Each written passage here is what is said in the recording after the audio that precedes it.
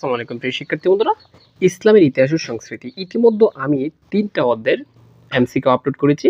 আজকে হচ্ছে জানো তোমরা 5টা অধ্যায় মূলত 5টা অধ্যায় আছে। আজকের এই ভিডিওটা হচ্ছে 4র্থ অধ্যায়। ঠিক আছে প্রিয় শিক্ষার্থী বন্ধুরা, 4র্থ অধ্যায়ের বিষয় হচ্ছে উমাইয়া খিলাফত। তো উমাইয়া খিলাফতের রাজধানী কোথায় ছিল? এটা ছিল দামেস্ক। ঠিক আছে, তারপর উমাইয়া খিলাফতের মোট কতজন শাসক ছিল? এটা হচ্ছে 14 জন। উমাইয়া খিলাফতের প্রতিষ্ঠা করেছে কেডা বলো তো? মুয়াবিয়া। কত খ্রিস্টাব্দে উমাইয়া রাজবংশ প্রতিষ্ঠিত হয়? এটা হচ্ছে 661। উমাইয়া বংশের প্রতিষ্ঠাতা কে? এটা হচ্ছে মুয়াবিয়া রাদিয়াল্লাহু তাআলা আনহু। তারপর দেখো, উমাইয়া আমলে কাদের প্রাধান্য স্থাপিত হয়? কাদের বলতো? মুদারিয়দের। ঠিক আছে, তারপর উমাইয়া খেলাফতের উমাইয়া খেলাফতে দেখা যায় না? হ্যাঁ, দেখা যাচ্ছে। আবার দেখো, উমাইয়া খেলাফতের অন্যতম প্রধান বৈশিষ্ট্য কি ছিল? তারা ছিল, দেখো এটা কি, বংশক্রমিক রাজতন্ত্র প্রতিষ্ঠিত, অর্থাৎ ক্রমে ক্রমে তারা একের পর এক রাজা হবে, এই ব্যবস্থা ছিল। তারপর দেখো, ইসলামের 4র্থ খলিফা কে? হযরত আলী রাদিয়াল্লাহু তাআলা আনহু। দামেস্কে উমাইয়া খেলাফত প্রতিষ্ঠিত হয় কত খ্রিস্টাব্দে? 661 খ্রিস্টাব্দে। দামেস্কে উমাইয়া খেলাফত প্রতিষ্ঠা করেন কেনা? মুয়াবিয়া বিন আবু সুফিয়ান। উমাইয়া বংশের। ঠিক আছে, উমাইয়া বংশের মোট 14 জন খলিফা একাধারে কত বছর পর্যন্ত রাজ্য শাসন করেন? এটা হচ্ছে প্রায় 90 বছর। তারপর দেখো, ইসলামে বংশক্রমিক রাজতন্ত্রের প্রতিষ্ঠাতা করেন কেটা? এটা হচ্ছে মুয়াবিয়া। এই মুয়াবিয়া কথা থাকলেই হচ্ছে এটা কি রাজতন্ত্র কথা থাকবে। ঠিক আছে, হযরত মুয়াবিয়া রাদিয়াল্লাহু তাআলা আনহু ও তার পিতা ইসলাম গ্রহণ করেন কোথায় বলো তো? এটা হচ্ছে দেখো 8ম হিজরি সনে, এই যে 2 আর হচ্ছে কি 3 আর হচ্ছে মক্কা বিজয়ের পর। তারপর দেখো, উমাইয়ারা প্রবর্তন করেন কখন? এটা হচ্ছে সবগুলোই তারা কি করছে? দেখো, রাজতন্ত্র চালু করছে, তারপর বংশক্রমিক চালু করছে, তারপর স্বৈরাচার চালু করছে, সব কিছু। তারপর দেখো, উমাইয়াদের সম্পর্কে সত্য হলো কোনটা? সত্য বলো তো? এত খ্রিস্টাব্দে প্রতিষ্ঠিত, হ্যাঁ এটা সত্য। ঠিক আছে, তারপর 14 শাসক ছিলেন, তারপর সত্য ন্যায় অনুগামী কোনটা? প্রথম 2টা ছিল। ঠিক আছে, তার মানে কি ছিল না? শেষেরটা ছিল না। প্রিয় শিক্ষার্থী বন্ধুরা, এখানে একটা উদ্দীপক আছে, উদ্দীপকটা সুন্দর করে তোমরা পড়ে নাও, পড়ে নিয়ে দেখবা এটা হচ্ছে কোন ঘটনা, এটা দেখবা। ঠিক আছে, আচ্ছা, তো দেখো এটা কি বলছে? মুয়াবিয়া রাদিয়াল্লাহু তাআলা আনহু খিলাফতের রাজধানী কোথায় স্থাপন করে? এটা তো পূর্বে পড়ে আসছে 3। ঠিক আছে, তারপর দেখো প্রিয় শিক্ষার্থী, মুয়াবিয়া কর্তৃক সিরিয়ার দামেস্ক শহরে উমাইয়া খেলাফতের রাজধানী স্থাপনের কারণ কি? এটার একমাত্র কারণ কি? প্রশাসনিক সুবিধা নিশ্চিত করার জন্য। ঠিক আছে, তারপর দেখো, কখন খলিফার শাসনামলে মুসলিম নৌবাহিনী গঠন হয়? এটা হচ্ছে হযরত উসমান রাদিয়াল্লাহু তাআলা আনহু। তারপর দেখো, মুয়াবিয়ার সময় ডাক বিভাগ কোন নামে পরিচিত ছিল? দিওয়ান উল বারিদ। মুয়াবিয়া মুসলিম সাম্রাজ্যের রাজধানী কুফা হতে দামেস্ক স্থানান্তর করেন কেন? এটার একমাত্র কারণ হচ্ছে নিজের সুবিধার জন্য। ঠিক আছে, কারিজিগণ ছত্রভঙ্গ হয়ে পড়েন কেন? এটা হচ্ছে দেখো, নাহরাওনের যুদ্ধে পরাজিত হওয়ার কারণে। আব্দুল মালেক শাসনামলের উল্লেখযোগ্য সংস্কার সমূহ হলো কি কি হতে পারে? 1 আর 2। এটা হচ্ছে আরবি মুদ্রা চালুকরণ, আরবি লিপি উৎকর্ষ সাধন। ঠিক আছে, তারপর দেখো, হযরত মুয়াবিয়া রাদিয়াল্লাহু তাআলা আনহু খিলাফতের অধিষ্ঠিত যে হয়ে প্রবর্তন করেন, এটা কি? এটা হচ্ছে লাস্টের প্রথমটা আর হচ্ছে শেষেরটা, রাজতন্ত্র আর হচ্ছে কি একনায়কতন্ত্র। এই যে দেখো উত্তরটা। দেখো প্রিয় শিক্ষার্থী বন্ধুরা, মুয়াবিয়া ইসলামের সাধারণতান্ত্রিক আদর্শের মূল চরম আঘাত হানেন। এটার মেন কারণ কি? এগুলো হচ্ছে সবগুলা। ঠিক আছে, এগুলোর হচ্ছে সবগুলো একটু পড়ে নিবা। তারপর দেখো, মজলিসুস সূরা বিলুপ করে কে? বিলুপ করে হচ্ছে দেখো, এটা 2 নং, 1 আর হচ্ছে 2। এটা কারা? উমাইয়ারা আর হচ্ছে মুয়াবিয়া। তারপর দেখো, মুয়াবিয়া একজন সুদক্ষ এবং প্রতিভাবান শাসক ছিলেন। বাক্যটিতে মুয়াবিয়ার যে দিক ফুটে উঠেছে তার কি আছেন? সবগুলা। এটা হচ্ছে দক্ষ, ক্ষমতা, প্রতিভা, সবকিছু। মুয়াবিয়া কি ছিলেন? মুয়াবিয়া ছিলেন মূলত দেখো একজন শ্রেষ্ঠ বক্তা, বিনয় স্বভাবের লোক, মার্জিত রুচি এবং শ্রেষ্ঠ স্বভাবের লোক। তার মানে তার সকল বৈশিষ্ট্য মুখস্থ করে ফেলবা। তারপর একটা উদ্দীপক আছে প্রিয় শিক্ষার্থী বন্ধুরা, এই উদ্দীপকটা হয়তো একটু পজিটিভ দিক, তাই মুয়াবিয়া হয়েছে, এটা পড়বা। এই যে উদ্দীপকগুলো তোমরা একটু পড়ে নাও খালি, আমি বাকিগুলো একটু তোমাদেরকে ব্যাখ্যা করে বুঝাচ্ছি।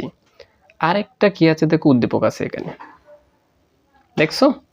তাহলে এই উদ্দীপক থেকে এই ঘটনাটা একটু পড়ে নাও, ঠিক আছে? তারপর আমরা এখন মূল আলোচনায় যাব। কারবালা হত্যাকাণ্ড কত খ্রিস্টাব্দে অনুষ্ঠিত হয়? 680। তারপর প্রিয় শিক্ষার্থী বন্ধুরা দেখো, কারবালার যুদ্ধ সংঘটিত হয় কত খ্রিস্টাব্দে? এটা হচ্ছে 680 খ্রিস্টাব্দে। কারবালার মর্মান্তিক ঘটনা ঘটে কত খ্রিস্টাব্দে? দেখো একটা প্রশ্নে বারে বারে আসতেছে, তার মানে খুবই ইম্পর্টেন্ট এই সালটা, ঠিক আছে? ইয়াজিদ সিংহাসনে বসেন কত খ্রিস্টাব্দে? এটা মূলত বসেন কত খ্রিস্টাব্দে? এটা হচ্ছে 680, ঠিক আছে? তারপর দেখো, হুসাইনের যে শিবির ছিল, এই শিবিরে হাহাকার পড়ে গেল কেন? এটা হচ্ছে পানির অভাবে, ঠিক আছে? হাহাকার পড়ে গেছে, হুসাইনের একটা শিবির ছিল, এই শিবিরে। ইয়াজিদ কে ছিলেন? ইয়াজিদ মূলত এ দেখো 3, এটা সবগুলোর অধিকারী, পাপাসক্ত, ঠিক আছে? নীতিজ্ঞানশীল, মদ্যপায়ী, ঠিক আছে? মানে মদ্যপায়ী মানে সে মদ পান করতো, এটাকে বলছে। ইয়াজিদের শাসনকাল ছিল দুঃস্বকর্মের জন্য কুখ্যাত, ঠিক আছে? কেননা তার শাসনামলে কি হয়েছিল? সবগুলাই হয়েছিল। দেখছো, হুসাইনকে হত্যা করছে, ইমাম মদিনার যে লুণ্ঠন করা হয়, ঠিক আছে? তারপরে সে এটা কারবালার হবে, কারবালার উপর হামলা ও অগ্নি সংযোগ করা হয়েছিল, সবগুলোই করা হয়েছিল। প্রিয় শিক্ষার্থী বন্ধুরা, তারপর একটা উদ্দীপক আছে, এটা একটু পড়ে নিবা। এই উদ্দীপক থেকে হুসাইন আর হাসাইনের সম্পর্কে সবকিছু জানতে পারবা। তারপর দেখো প্রিয় শিক্ষার্থী বন্ধুরা, এখানে একটা উদ্দীপক রয়েছে, এই উদ্দীপকটা পড়িয়ে আমি তোমাদেরকে বুঝিয়ে দিচ্ছি, ঠিক আছে? দেখো, রতন একজন বিশ্বাসঘাতক চেয়ারম্যান ছিলেন। তিনি কখনো ন্যায় নীতির দাঁড়তেন না। তিনি ছিলেন নিষ্ঠুর চেয়ারম্যানদের মধ্যে অন্যতম, অর্থাৎ যত নিষ্ঠুর আছে তার মধ্যে তিনি প্রধান। তিনি ছিলেন, দেখো, তিনি যেমন আমোদ প্রমোদ করতেন, তেমনি তার বাড়ির কর্মচারীরাও ছিলেন নিচু ও পাপাসক্ত। অর্থাৎ তার মানে সে এই পুরোটাই হচ্ছে কি যেন একটা নেগেটিভ চরিত্র। উদ্দীপকের উল্লিখিত চেয়ারম্যান চরিত্রের সঙ্গে পাঠ্য বইয়ের কোন শাসকের চরিত্রের মিল রয়েছে? এটা হচ্ছে ইয়াজিদের বংশ। আশা করি বুঝতে পারছো। তাহলে উক্ত শাসক ছিলেন কেমন হবে বলতো? নিষ্ঠুর, বিশ্বাসঘাতক, দুশ্চরিত্র, সবগুলোই হবে, সেটা আশা করি বুঝতে পারছি। এইভাবে পড়বা তোমরা। কুব্বাতুস সাকারা কে নির্মাণ করেন? আব্দুল মালিক, ঠিক আছে? তারপর কোন উমাইয়ার শাসককে রাজেন্দ্র বলা হয়? এটা হচ্ছে আব্দুল মালিক। আব্দুল মালিক কিন্তু অনেকগুলা চরিত্রের অংশীদারি, ঠিক আছে? কোন খলিফা, ঠিক আছে, কোন খলিফা সর্বপ্রথম টাকশাল স্থাপন করে? এটা হচ্ছে আব্দুল মালিক, ঠিক আছে? কুব্বাতুস সাকরা কোথায় অবস্থিত? জেরুজালেমে, ঠিক আছে? তারপর ধরো, আবদুল্লাহ ইবনে জুবাইরের পরাজয়ের কারণ কি? এটা হচ্ছে উপযুক্ত সৈন্যবাহিনীর অভাব। আব্দুল মালিকের আরেকটা চরিত্র দেখো, আব্দুল মালিক খিলাফতে অধিষ্ঠিত হয়ে রাজ্যে অর্থনৈতিক সংকটে যে তীব্রতা দেখতে পান, তার নাম কি? বা তার নাম কি? এটা হচ্ছে করপ্রথার সঠিক ব্যবস্থা ছিল না। কোন উমাইয়া খলিফা সর্বপ্রথম ডাক ব্যবস্থা বা ডাক প্রচলন করছে? ঠিক আছে, এটা আমি কিছুক্ষণ আগে বলছিলাম, এটা হচ্ছে মুয়াবিয়া, ঠিক আছে? তারপর দেখো, নিচের কোন ব্যক্তি কুব্বাতুস সাকরা নামক বিখ্যাত যে সৌধ ছিল এটা নির্মাণ করেন? এটা হচ্ছে ইয়াজিদ। প্রিয় শিক্ষার্থী বন্ধুরা, তারপর উদ্দীপকের কিছু তোমরা একটু পড়ে নেবা, ভিডিওটা অনেক লং হয়ে যাবে তোমাদের জন্য। দেখো, আনসার দেওয়া আছে এটা। তারপর প্রিয় শিক্ষার্থী বন্ধুরা, এখান থেকে সবগুলো দেখবা। আব্দুল মালিক কে ছিলেন? দেখো, একদম সহজ করে পড়তে পারবো, এগুলো সবগুলোই ছিলেন। আব্দুল মালিকের অন্যতম কৃতিত্ব কি হলো? এটা হচ্ছে প্রথম দুইটা, ঠিক আছে? আব্দুল মালিক প্রচলন করেন, কি প্রচলন করছে? দেখো, সবগুলাই হবে উত্তর, ঠিক আছে? তারপর দেখো, একটা উদ্দীপক আছে আব্দুল মালিকের মতো, এটা কিন্তু আব্দুল মালিকই হবে। আচ্ছা, তারপর আরেকটা উদ্দীপক আছে, এগুলো একটু তোমরা কি করবা, একটা স্ক্রিনশট নেওয়ার পর এটা সুন্দর করে পড়বা। তারপর দেখো প্রিয় শিক্ষার্থী বন্ধুরা, আমরা আরেকটা টপিকসে আসছি, নতুন একটা টপিকস। কোন মুসলিম সেনাপতি স্পেন জয় করে? এটা হচ্ছে কি? তারিক বিন জিয়াদ। মুসলিম বিজয়ের প্রাক্কল পেয়ে স্পেনের রাজধানীর নাম কি ছিল বলো তো? প্রথম না, টলেডো। আরবরা ভারত বিজয় করে কোন খলিফার শাসনামলে? ভারত বিজয় করছে কি? আল ওয়ালিদ, আল ওয়ালিদ। ঠিক আছে, তারপর প্রিয় শিক্ষার্থী বন্ধু, বহু সংখ্যক জাট ও মেডসৈন্য স্বেচ্ছায় মুসলিম বাহিনীর সাথে যোগদান করে কেন? কিসের কারণে বলো তো এটা? 3 নং।